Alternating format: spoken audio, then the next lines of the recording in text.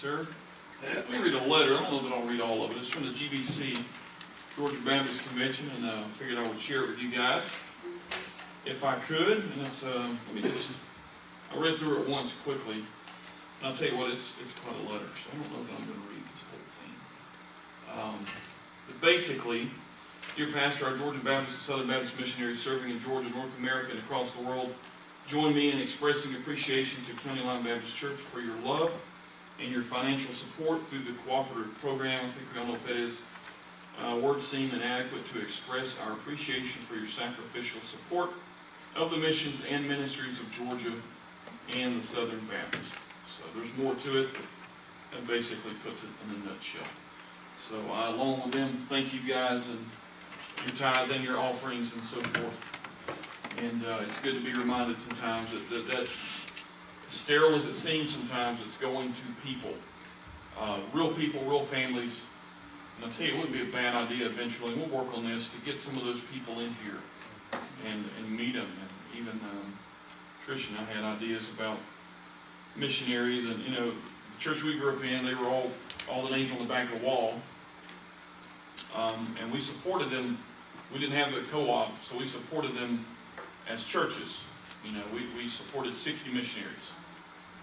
Not much a month, I think $100 a month, and then it got dropped down to 50 when the economy got so bad, but we've supported a lot of missionaries, but we didn't know them. I mean, I just didn't. It wasn't personal.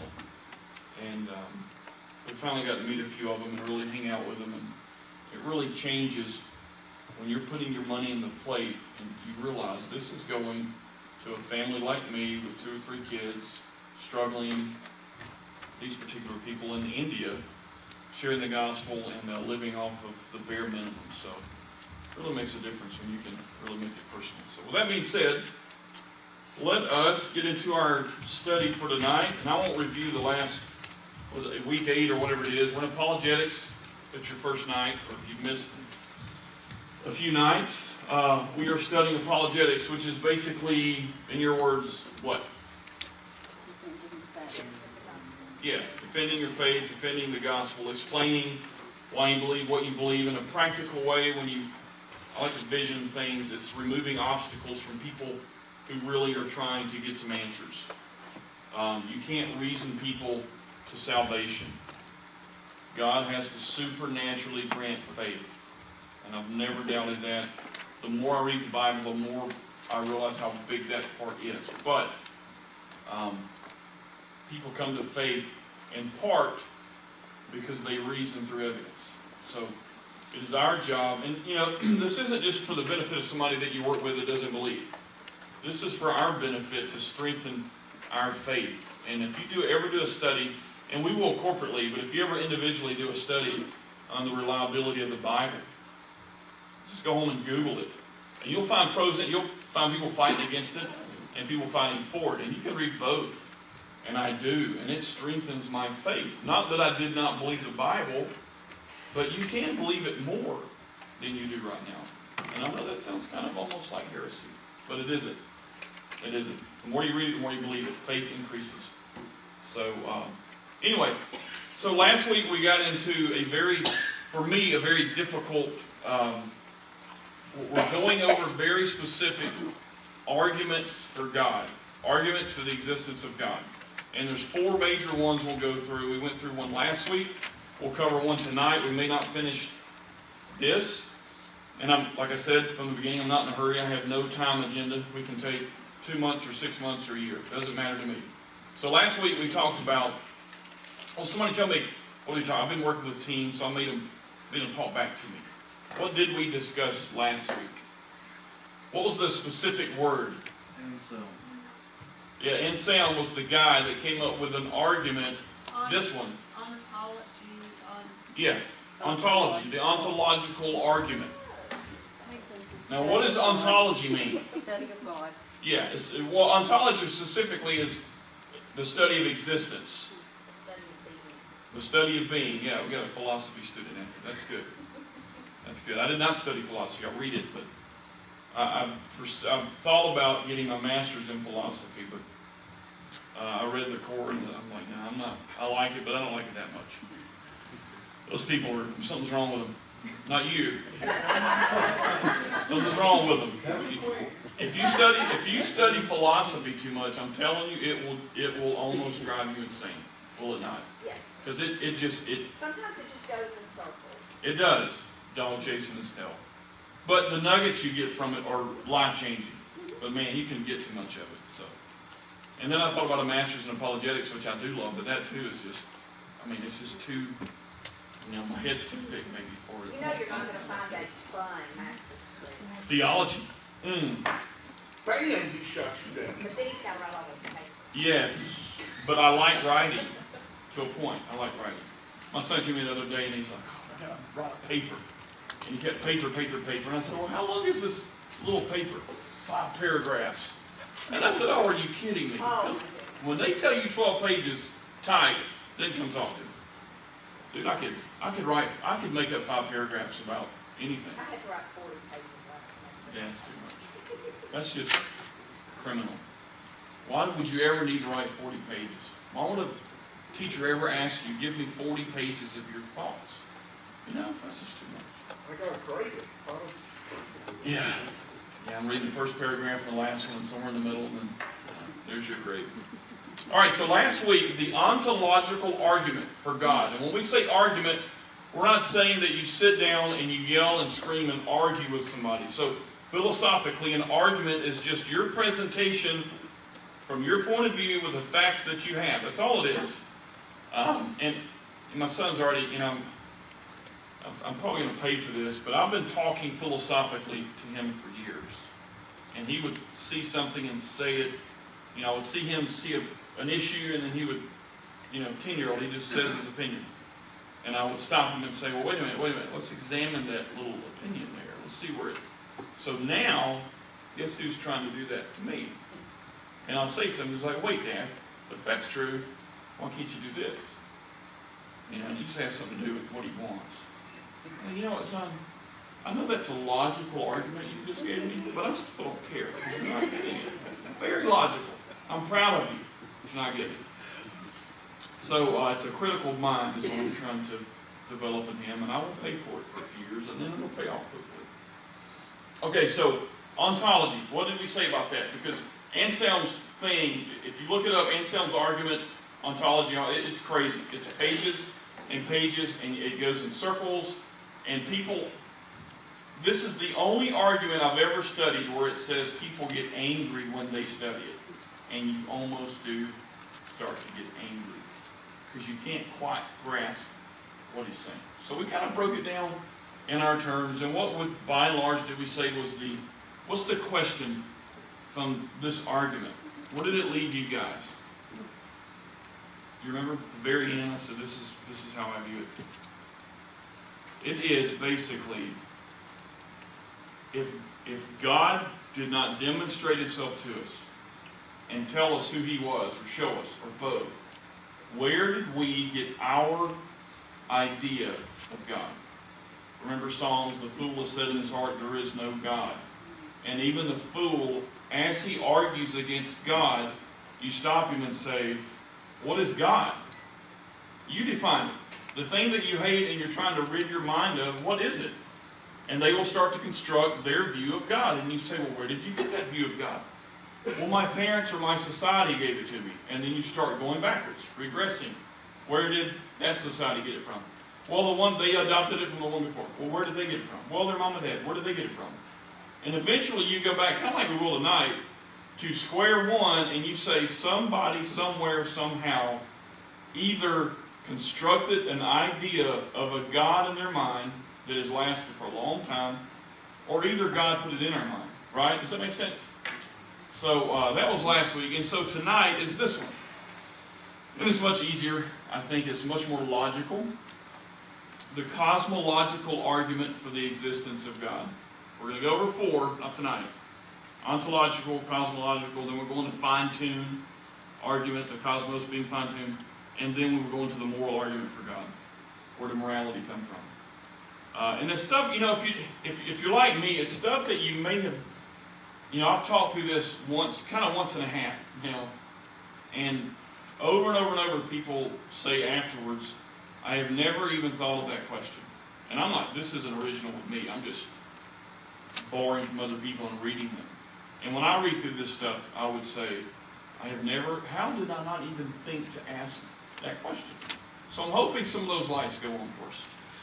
So anyway, let me go through the basic argument, okay? I'm just going to go through all 6 points, and then we're going to back up and break them down a little bit. And however far we get, that's how far we get. So number 1, this is the philosophical, it's the cosmological argument for the existence of God. Number 1, and this is going to sound silly, unless you think about it. Things exist, okay? Things exist.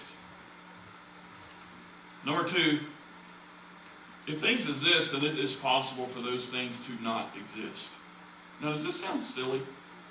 Kind of. Whatever has the possibility of non-existence yet exist has been caused to exist. Now we're getting somewhere. Now this isn't, it is Bible, but it isn't yet. This is just philosophy. You don't have to be a Christian to agree with this. You have to be a theist, someone that believes there is a higher power.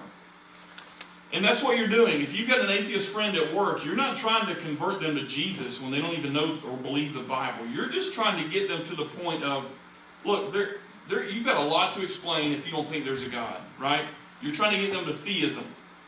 Acknowledge the fact there's something outside of you, a lot bigger than you, that did stuff, okay? And that's what we're doing.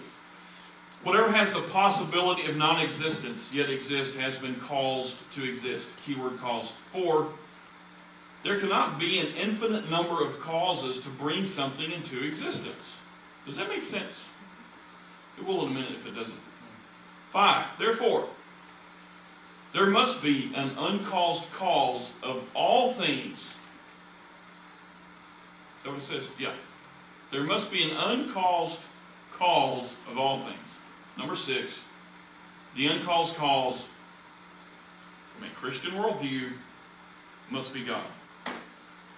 Remember, when you read through these, don't think that it's the theist or the Christian that's having to think through this stuff. There's 4 questions every apologetic should answer. What were they? Do you remember? No, that's the components of what science has said is in the earth. Time, space, matter, energy. Genesis 1:1, by the way, which is really cool. Sir? Reason. Well, reason, yeah, we reason through faith, but why are we here? Origin. Where do we come from? Meaning. Why are we here? Morality. What is good and bad? What is right and wrong? Who came up with it? And then there's a 4th one. Destiny. Where are we going? And everybody wants to know that. When we close our eyes at death, what is going to happen? And if you're debating, arguing in a good way, a worldview with somebody, don't think that you've got 4 hard questions to answer and they don't have any. If an atheist were to come to you and say, I just don't believe in any of that junk, well, fine, but what do you believe? Because you're here. And let me ask you this, and Dr. Carter with an apologetics ministry tripped us up at our church with this one. Who do you think has more evidence, a theist or a non or an atheist? Who has more evidence to look at? Think really hard. That's a trick question. What? Who has more evidence? It's the same. It's the same. If you're a Christian creationist scientist or an atheist scientist, you're looking at the same evidence. Don't let somebody put in your mind that evolutionists have a bunch of stuff stored away that they're basing their stuff on that they won't let you get access to. Because I can promise you, if a group of atheists had a bunch of newly discovered evidence that would prove their point, they would not hide it from you. They have no more evidence than you do. And, neither we, us, them, whatever. The uncaused cause must be God. So let me back up, and we'll leave that up there for now, and I've got some points under these. So number 1, things exist. Okay? Here's my question. Not mine, it's Winston's. This is the most basic philosophical question. Why is there something rather than nothing? Okay? We'll get in the Bible in just a minute. I'm working my way there. Think about that now. And you've got to keep in your mind nothingness. So for the Bible, I'll just go to Genesis 1:1 real quick. And you read this and you say, okay, yeah, I believe that, but why? In the beginning, that's the beginning of something, time, right? God created the heavens and the earth. Why? Now, as a Christian, what would you answer? Let me quiz you a little bit. You read that to a buddy at work and he's like, well, okay, I want to argue with you that we have stuff and we have to explain stuff. And you can explain it with God, I'll explain it with evolution, but if God did it, why? That's what we're answering here. Things exist, and we take that for granted, do we not? We all exist, and we look at existence, and we live, and we breathe, and we have our being, and all this stuff, and we never slow down long enough to think about, why is there something instead of nothing? Because there was a time when there was nothing. And that time was in the beginning, right? There was nothing. Have you ever tried to vision nothing?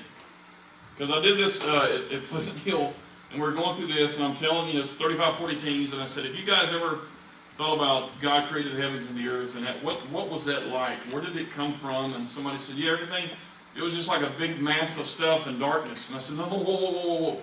There was nothing. There was no mass of anything. From nothing, God created everything. And in your mind, if you think about me, well, that's a big leap of faith. I feel stupid as a Christian trying to oversimplify creation and telling an atheist that God just spoke it into existence.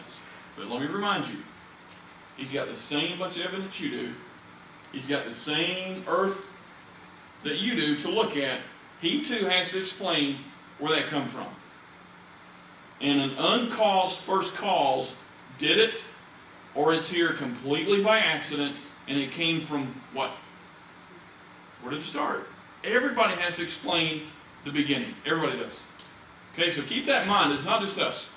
So it is, why is there something rather than nothing? What would you answer somebody to Genesis 1:1? Why would God create the heavens and the earth? There's a very theological answer. Yeah. I think I remember, but I can't remember where it's at, but it seems like I remember reading somewhere in the Bible that said God created for His good pleasure. Yeah, Colossians. Okay. Yeah, all things were created by Him and for Him. Well, in Revelations 4:11. And nothing was created that wasn't, He did it. Revelations 4:11. He said, it That's a says, song. Thou art worthy, O Lord, to receive Yep. glory and honor and power, for Thou hast created all things, and for Thy pleasure they are and were created. For the pleasure of God, they were created. Colossians says almost the same thing. It was created by Him and for Him. So the key word there is glory. Right? God created this, Genesis 1:1, for the glory of Himself. He created us to love us. He created creation for us to have dominion over, for us to enjoy, and when we enjoy it, we point back to who? And we glorify Him. Everything. Again, now let's contrast this from the other extreme, which is atheism.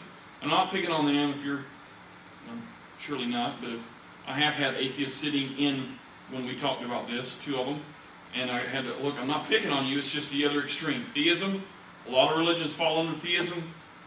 The 3 biggest ones do, which I think is another, is that a coincidence, or do most people believe in God? And then you got atheism. So contrast this with atheism.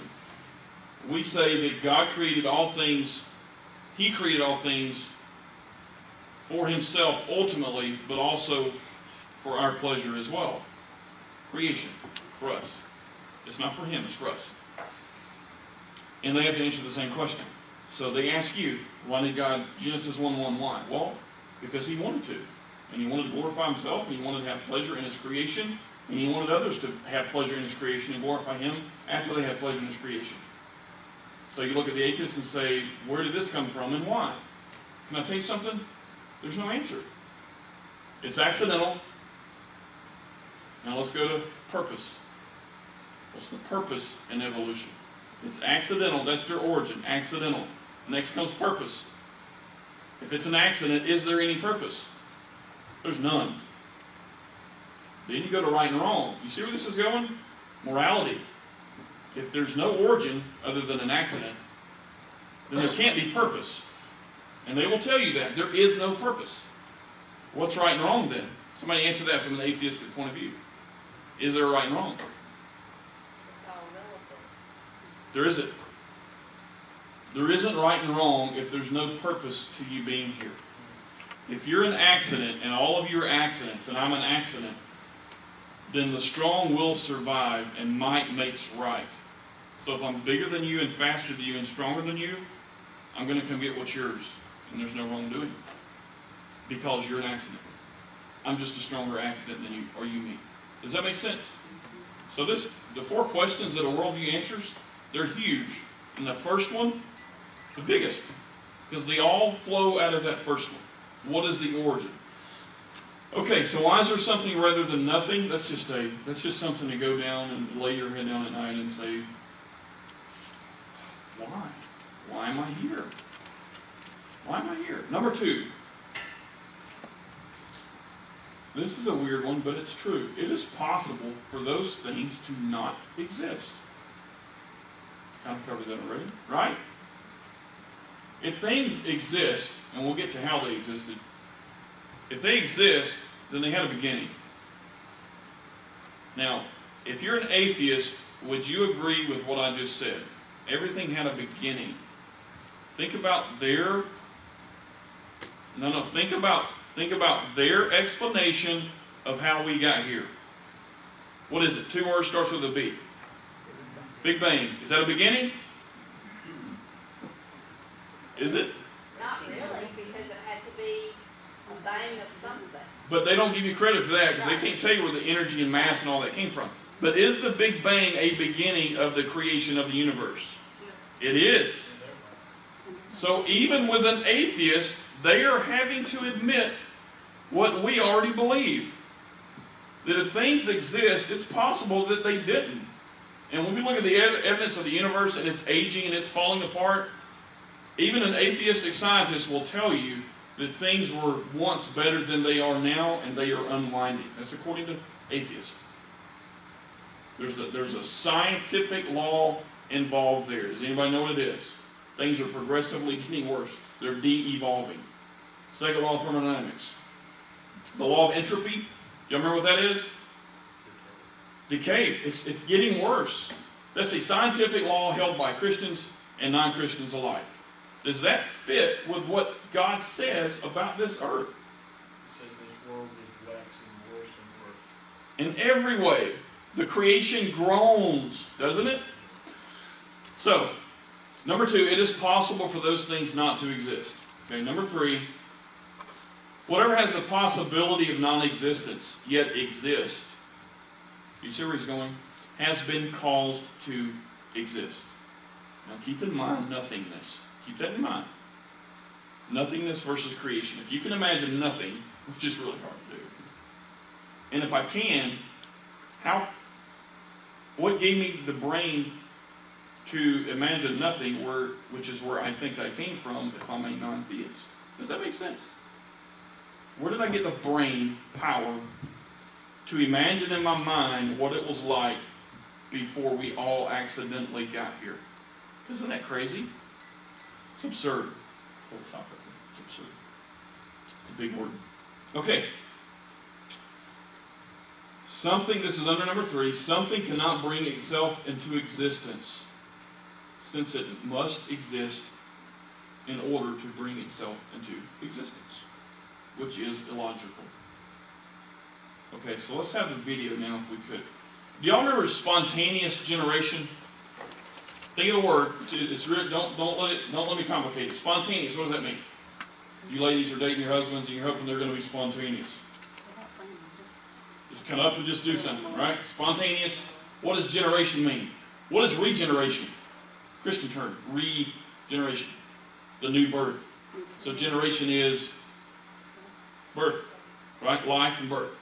So spontaneous generation, way back with Aristotle, he was born 384 BC, 384 years before Christ, this guy's born, and he established something called spontaneous generation, which he said gave you life from non-life. And so you had bread, it would grow mold, right? Old meat would get things on them that I really hate and is very disgusting. So let's watch this video and just listen to the words really carefully. A few hundred years ago, most people believed that life could just grow out of stuff that wasn't alive. Worms just seemed to appear in the wood of ships. Mushrooms seemed to grow out of dead logs. Mold grew on old... A few hundred years ago, most people out of dead logs. Mold grew on old bread. This idea is called spontaneous All right, can you pause it? generation. Sudden Sorry. Who knows who that the white dude was? Theist or non-theist? Non-theist. Listen to what he says. It's awesome. It's an interesting theory. But it turns out to be wrong. Dead wrong.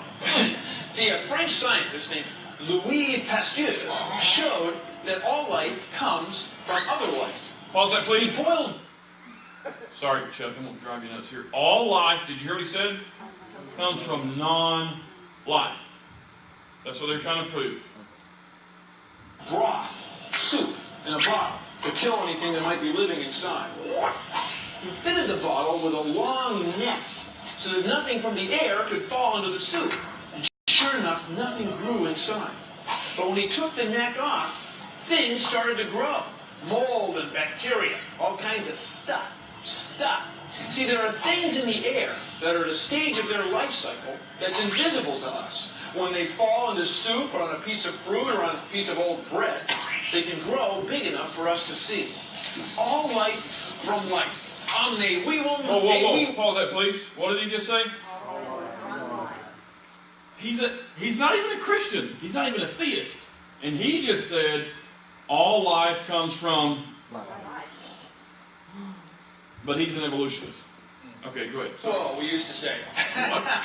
Yeah, this is true for you and me and mold on your breath. I know what you're thinking. You think it's really funny, but I took a bite of this moldy bread. I'm not going to do it, because there's living things there.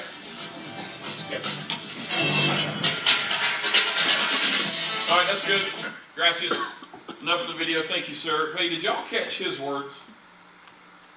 He just confirmed Genesis 1:1. Okay, and with spontaneous generation, what we said was you left a piece of meat out and it grew the maggots, right? And people came along and said, look at that. That's a dead piece of meat, and now we have life that just magically appeared. And we started ridding ourselves of the idea that we needed God. And then Pastor came along and said, it can't be. You can't get life from all that. But think about it this way. Think of the little maggots appearing from nothing. We're not even talking nothing. We at least had meat to work with. Now think about nothing. And an atheistic scientist, and I don't think he's actually a legitimate scientist, will tell you that all life comes from a previous life. Okay? So now think of the chicken and the egg question. Which came first? Philosophically. Biblically, we know. But if you're not a theist, can you imagine the torment, if you're philosophically minded, of going to bed wondering which came first, the chicken or the egg? Well, if the egg came first, who laid it? If the chicken came first, who created it? Think of it, I think in these terms, tree and seed. Think of that for a minute.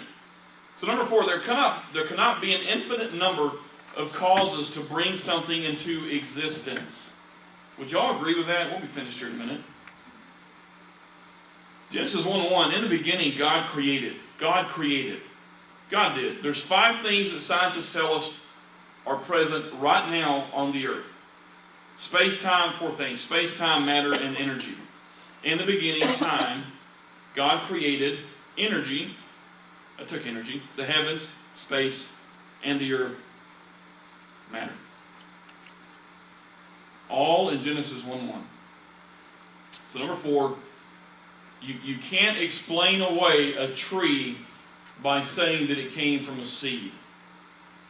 But if you take God out of the equation, that's exactly what you have to do. So if you're going to press a non-believer on this point, How are you going to do that? You're outside eating lunch at a lunch table at work, and you look over, like Jesus would have done very practically, and say, look at that beautiful oak tree, or whatever tree. Explain that to me. How does it even grow? How do you explain photosynthesis without God? Well, it's all accidental. Okay, fine. Where did that tree come from? Well, what are they going to tell you? Well, a seed. Right? Where did the seed come from? Well, another tree. So you start going backwards. Where did he come from? And what 4 is saying, you can't explain away a tree by just infinitely saying a seed, a tree, a seed, a tree. That's absurd. It's illogical. So number 4, an infinite number of regressions, an infinite regression of causes ultimately has no initial cause, which means there is no cause of existence. Since the universe exists, it must have a cause. And remember, every worldview must offer an explanation. The universe exists, it must have a cause. Atheists offer an explanation, the Big Bang. Where did the time, space, matter, and energy come from to create the Big Bang? They're done right there. There's no more answers for them. They don't know. They move on. I've heard it in debates, heard it personally. They'll move on, or they'll come up with these other planet things where stuff from another planet came, and well, where did that planet come from? So they're stuck with an infinite number of backing up, which leaves you no cause. You still get back to a tree or a seed, and something had to create it. Something had to be there to create that. Okay, so number 5. Therefore, there must be an uncaused cause. Now, I'm reading that. Is there a weakness in that statement, at least on the surface? Think about it. There must be an uncaused cause. If I say God created everything, then they're going to tell me the same thing. But he must have had a cause as well. Right?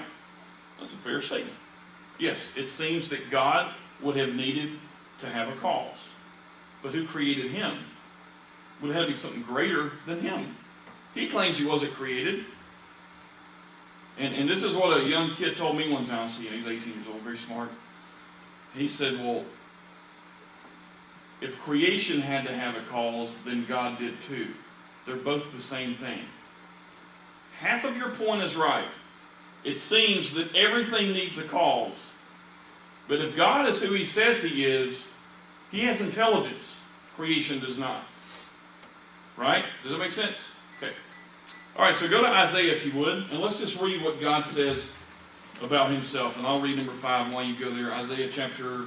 You know what? Go to John. I'm sorry. Go to John. John 1, verse 1 through 3. Even better. Is this making sense? Yes. Good. Okay, therefore, 5. There must be an uncaused cause of all things, and there also must be a beginning. Genesis 1:1. If there's a cause, there's a beginning. Remember, all credible worldviews offer explanations for this, and these are the two extremes, atheism and theism. And let me make this statement, so that when you're debating somebody that seems a lot more red than we are maybe, and a lot of these kids and even scientists or whoever you'll discuss this with, they will have a lot of scientific things behind them. Don't feel stupid by making this statement. It is perfectly logical to assert that objects cannot and do not bring themselves into existence and must therefore have causes. That is as logical as it gets. I don't care what degree they have or how many letters they have behind their name. That is a logical statement. And if they challenge you, point to anything that you can see and say, explain that to me, there won't be one. Without God. John 1, 1 through 3. What does God say about himself? In the beginning, sounds familiar, doesn't it? Was the Word, and the Word was with God, and the Word was God. We know it's referring to Christ. He was in the beginning with God. So when the beginning happened, they were there already. Does that make sense? So you go back to what we say is, what anybody says is a beginning. I mean, theist or atheist alike, we all have a beginning point, and we say God either caused it or it's an accidental, but from here on out we have creation. But at this point right here, we all agree back to that point. Genesis 1:1 and John 1:1. We had a beginning. Credible scientists do not negate or deny the fact that this had a beginning. In the beginning was the Word, and the Word was with God, and the Word was God. He was in the beginning with God. In verse 3, all things were made, created through Him, and without Him nothing was made that was made. Does that leave any room? Does that leave anything, any stone unturned when it comes to creation? When the beginning was here, I was there waiting on it, basically. And at the beginning, which God gave us time for us, that's the beginning. When the beginning was there, we were here, the Trinity. We were here, and we created everything that was made. There's nothing left to say. Everything that had a beginning, which is everything you see, was created by God when He got ready to do it. Does that make sense? So, from a Christian worldview, we say the uncaused cause must be God. This is our claim. Everyone must provide an idea for an uncaused cause. Of the 4 questions that we have to answer with this worldview, what question did we just answer? The main one. Origin. That's the big one. Origin. Okay? Any comments on this or questions? Anybody confused? We lose you. This is a mouthful.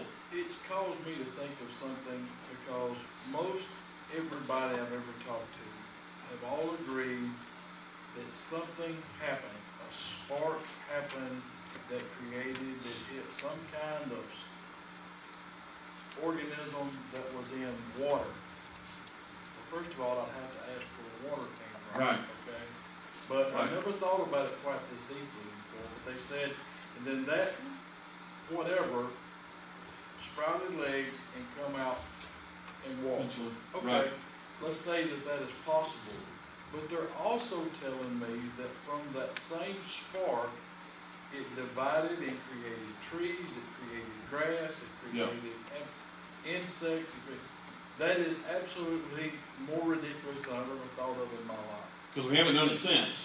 Right. We can't do it on purpose with scientists.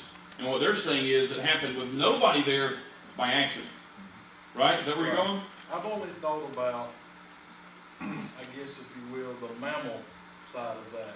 But it's also, if that happened, it created that one spark that either happened multiple times and created all these different things that we see now, which is absolutely and utterly ridiculous. More ridiculous than I've ever thought of in my life. It is, and the biggest jump there is getting life from non-life. Right. Even if you have a spark, which you have to, a spark means energy. Where did it come from? Yeah, where did it come from if we know that energy is wearing down? The more we use it, the less it gets, right? That's entropy and another thermodynamics law. I'll make the first and the second one. We are degenerating. Light, heat, energy, it's all degenerating. Our DNA is degenerating. Did you know that? You will have about 100 more DNA mess-ups than your parents and your kids you. So we're getting less, I know we're more intelligent, we're living longer. We're not living longer than we ever have according to the Bible. And Adam named every species on earth, which he's a pretty sharp dude. Right? We're more civilized maybe than ever. But everything is wearing down. And which too points to a beginning, doesn't it? Like a clock. It by nature wears down. So the origin is, in our worldview, the uncaused cause, and no matter what your worldview, you have to have an uncaused cause. Or you have an infinite number of regressions that lead you to absurdity and nothingness. Okay? You have one or the other. Most logical people will tell you there had to be a spark. And if you press them and they say, well, with my worldview, the uncaused first cause was a spark. Dude, and you're going to tell me that believing in a God is ridiculous? Believing a God did this versus an accidental spark. That's your two options. Well, So, basically, they killed themselves because an accident started, and Yep. as you said, your DNA gets more and more diluted. Right. So basically, accidents are gonna destroy mankind in their Right. philosophy. So an action started, and an action's gonna be the end. Yeah, which leaves you no purpose. And I mean, that's what I was thinking too when you were talking about purpose.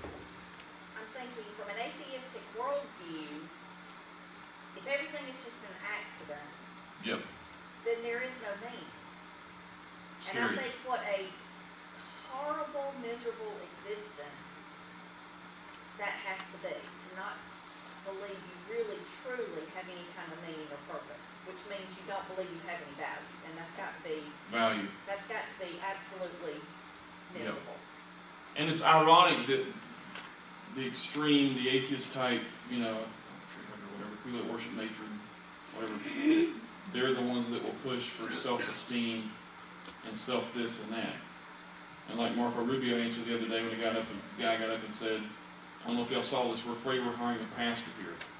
You know, we're hiring a president, not a pastor. You're a Christian, and I'm just worried that you're going to take my rights away as an atheist.